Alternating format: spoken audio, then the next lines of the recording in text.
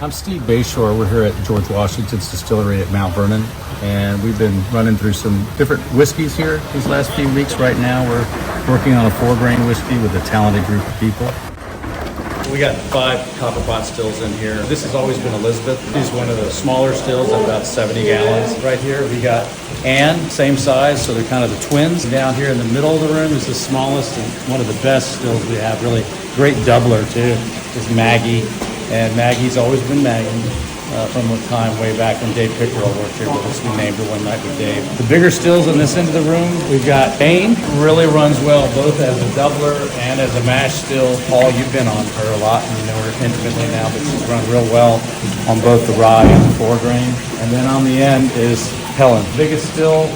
So fill rate at about 85 gallons. Real good on mash, but over this run with Alan running her, we've been able to really get some good stuff out of her in other ways since Alan's expertise with pot stills and how it reflux. So all 5 are pulling out the 4-grain right now, and we got another day of mash and then some doubling on Tuesday. So this is Maggie. She is a wood-burning furnace still made by Vendome in the exact location of where the still would have been in George Washington's time. So we're actually running stills historically correct. How cool is that? So we'll show you the firebox. Slowly feeding the fire just to make sure that the still, which is full of a mash, we're distilling on the grain, a mash bill of rye, oats, corn, and malted barley. So it'll be really interesting to see how this comes out. And we did just start running today. Not at the point where I exactly want to taste it yet, but we have liquor. It is smelling really, really good. So predominant oat is what I'm getting on the nose, but once we get into a little bit more of a lower proof, we'll be able to taste it and see what we've made. Well, I'm Amy Lewis Cook. I'm distillery production assistant. I run fermentation here, and I also help with barrel management and blending, and yes, I'm the palate of Mt Vernon. So right here, we're approaching about 24 hours of fermentation. It's got a real nice crust.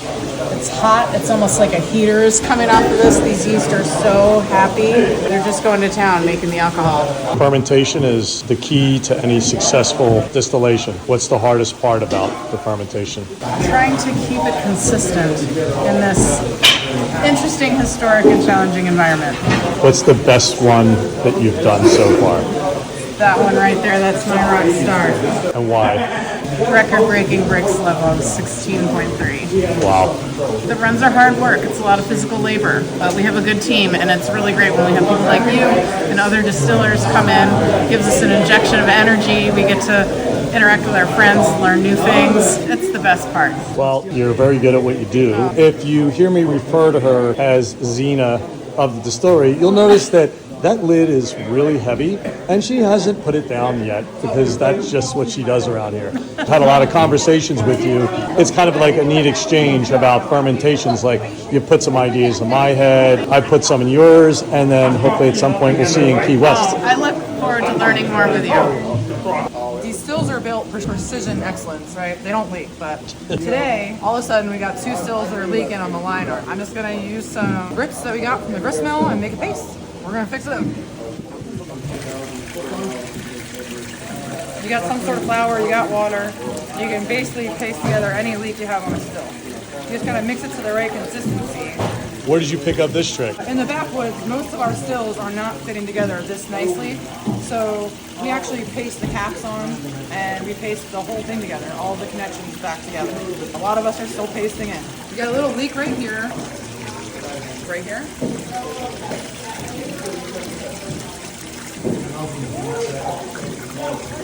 So it goes on wet, and then the heat of the still will actually dry it and create a nice airtight seal.